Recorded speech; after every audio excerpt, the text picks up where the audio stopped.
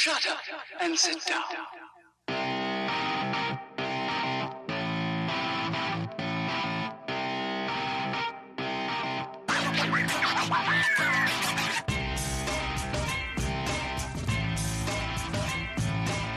Welcome to the Bricks King podcast, where I'm going to bend your ear about Lego, review those amazing bricks of plastic, and discuss what is new and up-and-coming around the Lego world. I'm your minifig host, Matt. Let's build on it. Welcome in, everybody. How are we doing today? Another lovely episode today. Well, we've got an interview with Caleb and Jacob from Lego Master Season 2, one of the 3 finalists in the show, and today you guys are going to get to hear that. I will tell you this. They are a very insightful pair. More Caleb than Jacob. Jacob was somebody that came out of his dark ages just recently prior to the show filming, so you can definitely feel that, but there's a lot of good information, a lot of interesting stuff in there, and I will tell you this, they definitely had a moment where they were like, oh yeah, because everybody was curious to know how the infamous car crash happened on episode number 6. So, and before I forget, before we jump into this thing, there was extra time left over. So as it may sound like it's coming to a close, we were all given an opportunity to ask another question, but going back and patching those into the individual question askers just did not flow well. So I left it as is, as original as it can be. I hope you guys enjoy this interview with Caleb and Jacob. Good to see you, Caleb, Jacob. Congrats on making it to the finals. Loved seeing all of your builds along the way. First question, what were some details in your final build especially that didn't make it onto the camera because there was not a lot of screen time there? Jacob, this is all you because you were the detail master on this one. So I kind of just had a lot of fun with the details we added up in like the night section, which is what I covered. So I just added like kind of tiny little stories all around because I had minifigs riding bats, minifigs just exploring the area up there.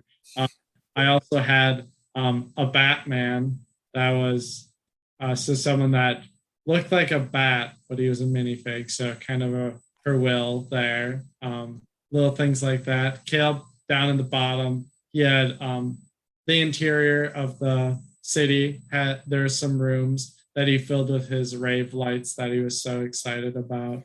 So we just had little detail stories all around the build. All right. If you could have added 2 hours to any of the challenges, which would you have picked? I would have loved an extra 2 hours on the make and shake challenge because never were we so frantically throwing things onto a build as we were on that challenge. Like we were just like, oh man, we have no idea if this build's going to work. We're going to try to cover up our big multicolored box that we made with something that loosely resembles a story. And it did work out in the end. But yeah, 2 hours would have been a little nicer. What about you, Jacob? That one was definitely one that came to mind. The other one that came to mind would be episode 10. Ski resort. Could have incorporated those snakes a little better, completed the buildings and everything, filled our base plate more because we tried to fill the whole thing and that really hurt us on the time scale. Though I will say that we've had months to think about how to use snakes and I still have no better ideas than dumping them in a volcano and calling it a day. Yeah, I think you guys definitely got one of the most difficult parts in that. Yeah. Were there any fun behind the scenes moments with some of the other teams or with the judges or Will that you'd like to share with everyone? There's a lot of great moments. I guess my favorite moments with the cast. One of the days, I think it was after episode 6, we took a trip to a local park and we did some hiking together, and it was just so fun. Just the group of us all masked up, hiking up this mountain, and there's some really good vibes going on. And I love that, even that far in the competition, we were just closer than ever. And every time we were off set, we were just geeking out about the latest kits coming out.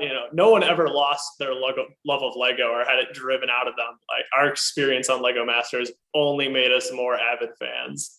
Anything for you, Jacob?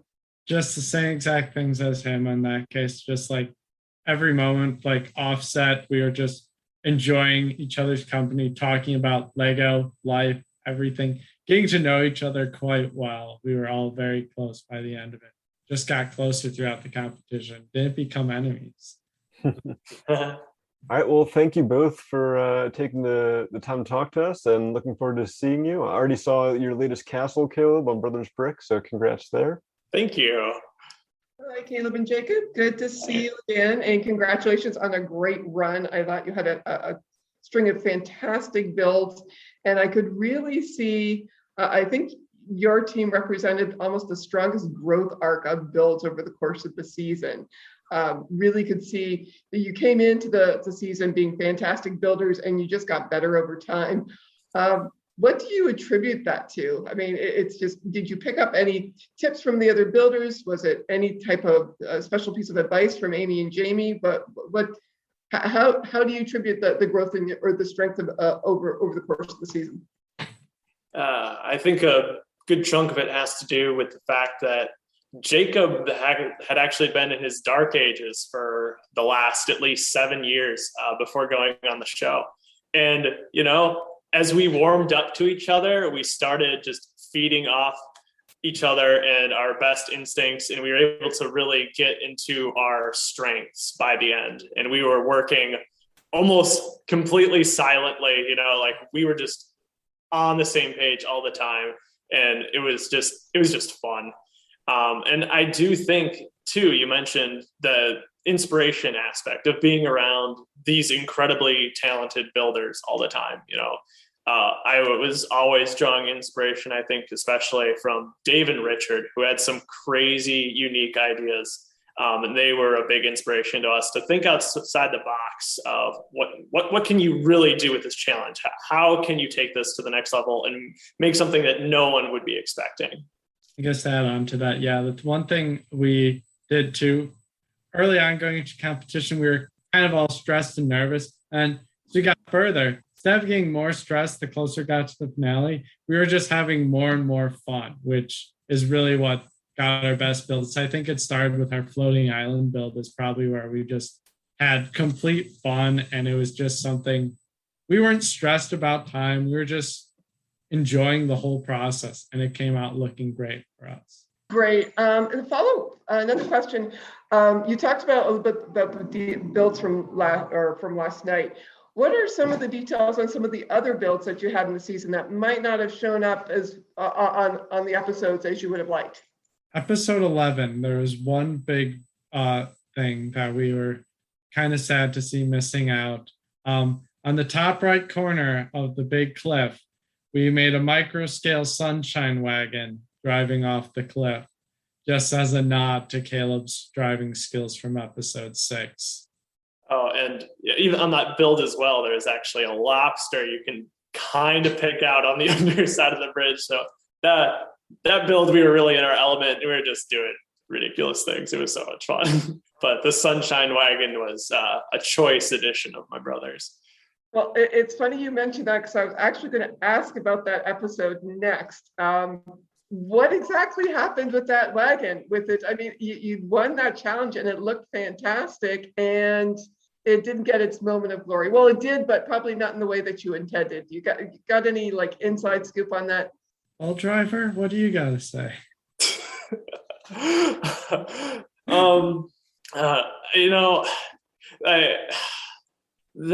So we're talking specifically about episode 6, yeah? Yeah. I mean, I always knew that was going to be a great episode, and it's so funny the way it panned out, because that was the first time where I think Jacob and I knew, like, we can win this thing, and we definitely did not win that thing at all. And I remember it was tough. That was a tough night.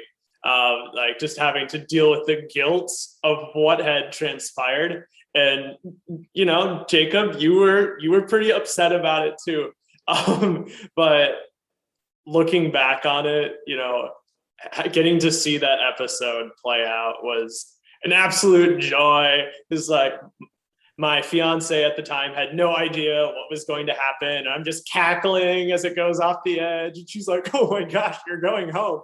And so it brings a lot of fond memories. And I love how much joy the Sunshine Wagon continues to bring to people, because it's the first thing that people talk about when they see me, like, oh, you're the guy who drove that car off the edge. Hey, that's me. Oh, fantastic. And I'm glad you have such a great sense of humor about it and look back on it so fondly. It was a real pleasure watching you guys build over the season, and I hope to see you at some conventions in the future. Thank you very much. Hey, Caleb and Jacob, congrats on the run and the third place finish. It was so fun to watch you both during the season. And I'm so excited to be talking to you. And so the one thing I wanted to ask is, it seemed like you really had the most fun out of anyone in the whole season. I just sort of felt like you were like letting loose. You really brought that like youthful energy. And so, what do you think made you guys different in that way than some of the other teams who seem to like be picking up anxiety over the season? I think perhaps one of the biggest contributors to that was actually our performance in episode 6. Because after that episode, every day was a gift. And I think to some extent we can do anything at this point. And let's go crazy, because we have nothing left to lose. And having that feeling was so liberating, and it freed us up to do some really unique builds. And that's why I think you see us really peak in the second half of the show. And Jacob and I went in with the mindset like, hey, we're going to do the best we can. Let's try to survive the first 3 episodes, and that'll be really cool. And every win, every non-elimination even, was just such a morale boost. And Jacob hinted at it at an earlier interview too, that it's just like playing together, back like when we were kids. And it was just, there's so many good memories associated with what we were doing, and it just felt right. And I think that's why we were able to carry through so much positivity and fun to the very end. Well said. Perfect. Well, obviously we saw a huge, battle between you guys and Mark and Steven throughout the season. And it really came to a head in episode 11 with the title of Castle Bros. And so I just have to get your perspective, now with the title, like we saw the Chiron change in the episode, how do you guys feel about the win, and where does this take you next? Oh, it's a great win to beat our rivals in something. We've been headbutting with them all season. So we stole their title of Castle Bros very graciously. They handed it over very calmly. That was very, very kind of them. But I guess now you're going to see a lot of castles in our future here. There's already a few castles Caleb's done, but I think we have to make a lot of castles. Go post as many as Mark and Steven do. They might have to tone down a little bit on the castles. It was so fun to just embrace this ridiculous feud that we had, and to have that all build up to the climax in episode 11 we were having a great time, for sure. And even Mark and Steven, even though they were stripped of their title, you could tell that they've been quite gracious, like Jacob said, in handing it over not too reluctantly. Those two are phenomenal builders, and we really struck up a rapport. And maybe that doesn't come across on television necessarily when we're always at each other's throats. Those are really, really two great builders, and we hope to carry on their legacy as best we can, because they set the bar really high. But I'm excited to build a lot more castles in the future. Perfect. And then the last one here is just, now that you're coming off of the show, looking back at all the challenges, what would you say is the build that you were just most excited about or most proud of looking back at all the episodes? Man, I honestly, that episode 11, our collapsing castle, it came together like nothing else did on the show. The colors, the story, it was all, it's exactly it's the best vision of what we could have wanted. And Jacob and I, more so than any other of the challenges, we're totally in sync there. And we're just throwing crazy ideas like, what if there's a giant fish on the end? And what if there's two guys jousting and one of them is really, really bad at jousting? And just, it was so great. So happy with how that build turned out. Episode 11 was definitely like a culmination of everything. All the story tips we got, everything just combined into one great, fun, weird build. For sure, but a great one at that. So thanks to you both, and I hope to get to chat with you guys again soon. Thanks, Michael. Hi, Caleb and Jacob. Good to talk to you, and congratulations on your great run. Thank you. I was curious, like in general, where you guys draw your artistic inspiration for your builds. So this is kind of a funny answer, but I actually work as a Minecraft level designer. That's my day job. And so I am constantly surrounded by a lot of very creative, talented people. And we build virtual environments. And so they have really been a great source of inspiration for me. And I do owe a lot of what we came up with on the show to them, because they are always pushing me to be more creative and just diversify my portfolio and build anything and everything. And so I think working along with this great group of people really set me up for success, and just having dabbled in so many different types of architecture and the like. A lot of our other inspiration, I would say, also the cast, their builds around us helped encourage, give us ideas, inspiration of what looks good, what's cool, especially me, who had, as Caleb said, I was in my dark ages for like 7 years here. So I needed some inspiration here and there. Caleb was also a huge inspiration for me and showed me the ropes early on until I could go off on my own. Early on, Caleb was probably getting annoyed by me asking, like, does this look good? Does this look right? Or anything like that. But there's just inspiration all around for our builds. And you talked a bit about the collapsing castle sort of being like what you were most proud of, but was there a build that you had the most personal connection to? Personal connection, yeah. I think back to our episode 1 build, which was very much about us and our lives together. We put a lot of our heart and soul into that one, and despite the build's flaws, I think we're still really happy with that one.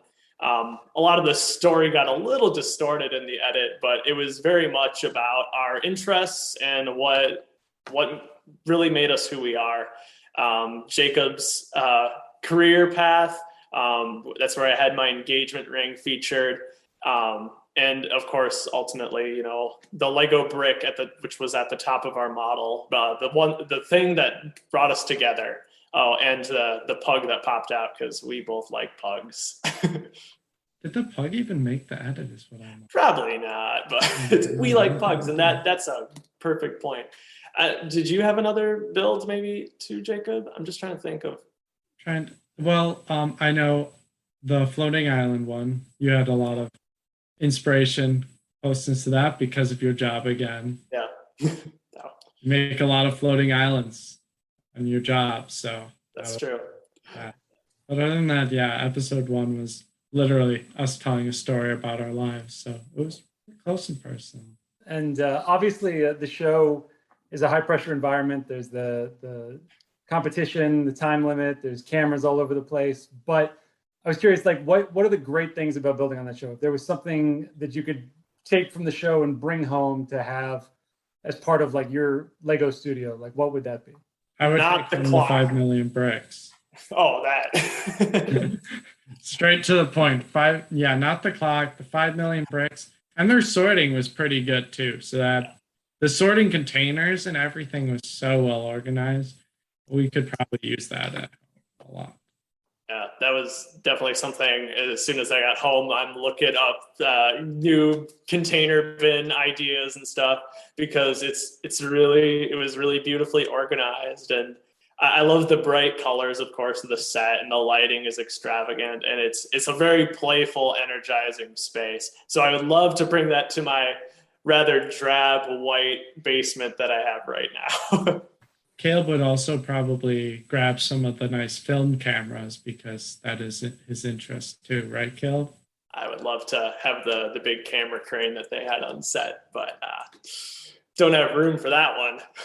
Well, thank you so much. Y'all had a great run. I really enjoyed watching you. Thank you. Thank you.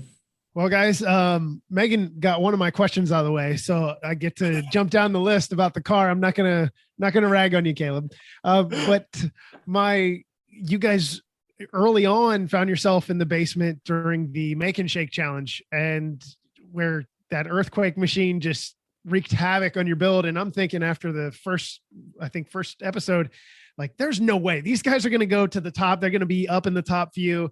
And then you ended up in the bottom. So talk to me a little bit about what that feeling was that early into the show. Yeah, that was rough. Because, that was episode 3, we were on the chopping block for the second team to go home. It was not a super awesome feeling. And I think we were taking ourselves a little more seriously at this point in the competition. We hadn't quite let loose yet. And so I was convinced it was us. And I had kind of made my peace with God and I was ready to go. And we made it through, but it was super intense to be, in the bottom that early on. And it's hard, especially with these technical challenges that sometimes boil down to almost luck. We felt like we just had no control over that situation, and that made it all the harder because it wasn't a build we were super proud of. It was innovative, yes, but it didn't look good. And that would have been really rough to go home on that one. Yeah. The weird thing about, I was telling Caleb about this, but Make and Shake Challenge seemed to be a challenge for the three brothers teams. Mark and Steven were also in the bottom, and Zach and Wayne used the golden brick on that episode. None of us are good at towers. And then we all made really tall things for the finale. But we learned. Didn't have to get shook, though. That was a problem. That's awesome. So you bring up the golden brick. Zach and Wayne had mentioned about it and being super competitive. And you guys never had an opportunity to hold it because, as we know, Mark and Steven decided to hold on to it forever and a day. So with that in mind, the competition between the three of you, the three of your teams, I mean, what was that competition like? Like Wayne and Zach said it was basically, without saying it, was blood. They were out for blood. So what was that like competing against both of those pairings? It's crazy, right? Because these three teams bring something very unique to the table. We have Mark and Steven, who are the expert detailers, who literally inspired some of my earliest castle builds, right? They can polish a build and make it look beautiful in no time at all. And then on the complete other end of the spectrum, we have Zach and Wayne, who can make these elaborate technical functions that I have no idea how to replicate. I don't even know where to start. And so Jacob and I fall somewhere in the middle of this spectrum where we have more technical skill than Mark and Steven, and we have more aesthetic ability than Zach and Wayne, but we are nowhere near either of the others in their strengths. And so it was intimidating, like which field are we going to fight on? And it was hard to make that choice. And I don't know if we really went one way or the other. We kind of just, we're the middleman, we're the underdog, we're going to stay in the middle with our finale build. And that's kind of what we did. We blended the aesthetics with some movement. So yeah, we took the technical approach too in the finale build by flipping it upside down. Another thing we really embraced to try and make ourselves stand out was just to try and be risk takers in all of our builds. So early on, the Make and Shake, putting in that shake plate idea, the hat, having the part that falls off and making it incredibly heavy on my head. But yeah, that was all Caleb's fault there because he didn't have to wear it. And yeah, so we just decided to take risks and to make ourselves stand out, flipping the thing upside down, making the castle look like it was falling already, stuff like that as our technical and aesthetic advantage, I guess. Awesome. Well, the last question I've got for you guys, we can only get to see so much. And I see some of the contestants like you guys interacting with the judges in their own unique way. To me, I have my personal pick of who scares the bejesus out of me as far as a judge. So who is the most intimidating judge to you out of Amy and Jamie? When I was young and when Jacob was young, we were the guys watching Jamie reveal, cafe corner or display, whatever else wasn't creator expert at the time, but you know what I mean? And so I was so excited to meet Jamie, but he might be small and quiet, but he can be savage when he's judging a build. And so I was not ready for how savage some of his critiques are going to be. But don't get me wrong, he's a super sweet guy, and it was awesome to get to meet him in person, a childhood hero. But yeah, he had a spicy side that I didn't expect. Yeah, he definitely did. He got straight to the point with the build, which actually helped us. So appreciate his honesty, not like, oh, this could be a little better. No, this is bad. Not that blatant, but Awesome. Well, I'm sad to see you guys not as the winners. I mean, to me, it was kind of a toss up at the end, but I'm so glad to hear your story, and hopefully we'll get to see you again in the future. And congratulations on all your success. Thank you so much. Thank you. So we talked about Amy and Jamie.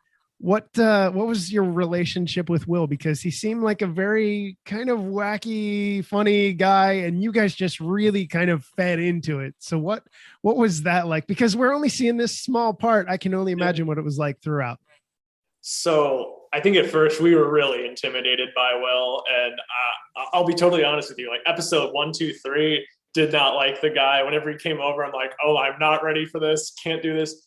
Oh, but by the end, I felt like Jacob, Will, and we were in our element, and I loved Will's check-ins more than anything because we had some pretty great moments. Obviously, the sleeves thing was just priceless, but we had a running joke that unfortunately didn't make the cut.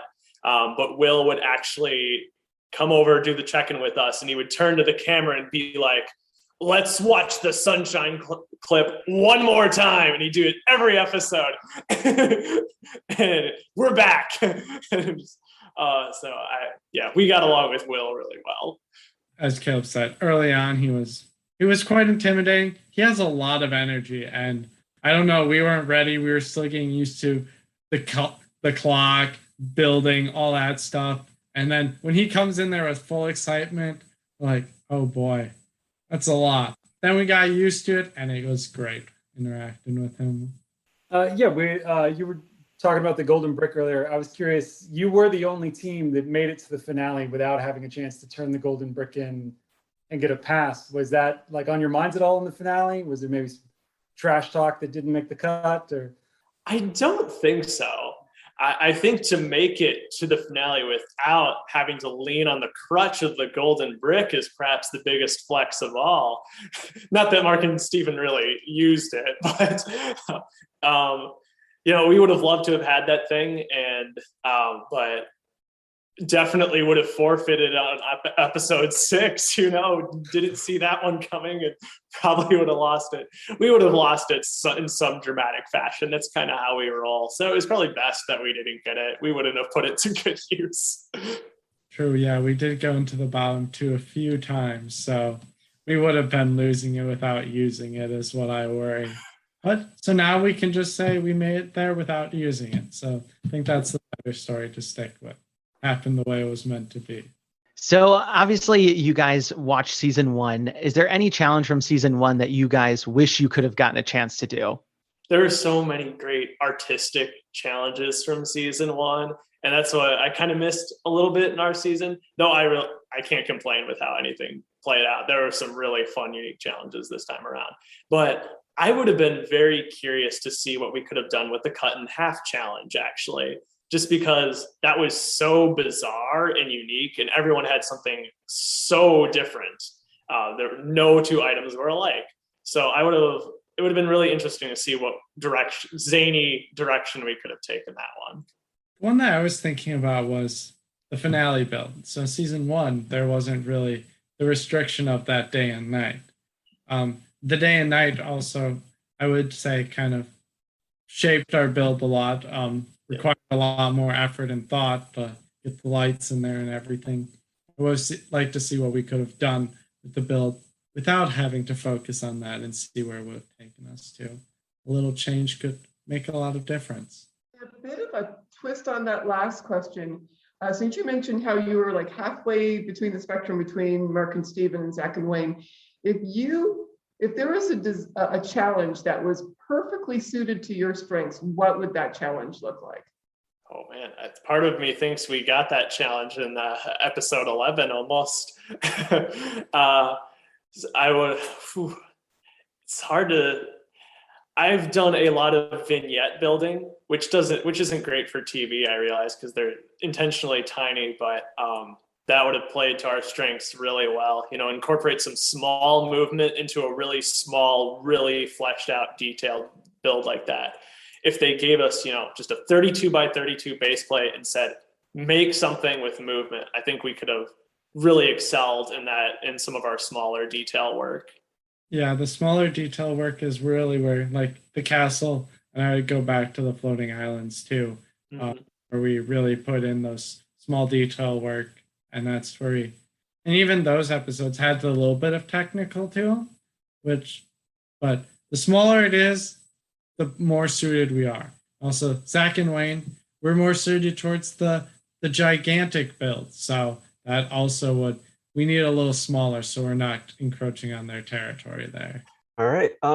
What is next for each of you on your Lego journey? What can we expect to see from you in the future? Oh, lots of castles, I can promise you that one. But I've got a lot of things planned in terms of conventions. I'm really excited to get back onto the convention scene, and I'm going to be dragging Jacob to as many as I can, whether he likes it or not. You'll love it, Jacob. It's going to be awesome. But I've recently started up a YouTube channel, so I'm looking forward to sharing some of what I'm doing with that audience there. And I've got a new Lego space that I need to decorate, so that's another big project. Yeah, lots of things going on, but I'm definitely most excited about getting to conventions again and sharing our experiences on the show with the people who have been watching from day one. Yeah, mainly on my plate too is the conventions right now. It's going to be harder for me to actually be connected to Lego because I am moving 9 hours away from where it is at. So that's just going to cause problems there. But I'll still find opportunities to maintain my title of Castle Bro by building castles with Caleb. Don't want to lose it for inactivity or anything like that. We got to discuss the terms of that with Mark and Steve, and I don't want to forfeit it either accidentally. Yeah. All right. Well, thanks again so much, both of you. Thank you. Well, there you have it from the mouth of Caleb and Jacob. Everything that you needed to know, everything that you must know. And I got to admit, there's just so much more that we probably could have learned, probably could have gleaned from the show. And I'm really sad that, they unfortunately didn't make it to the very end and win the whole thing. Take the whole cookie and eat it. And man, I'm hungry right now. Anyway, with that said, hope you guys enjoyed the episode. We got the other ones coming on the back end of this. Until then, I'm your minifig host, Matt. Let's bet on it.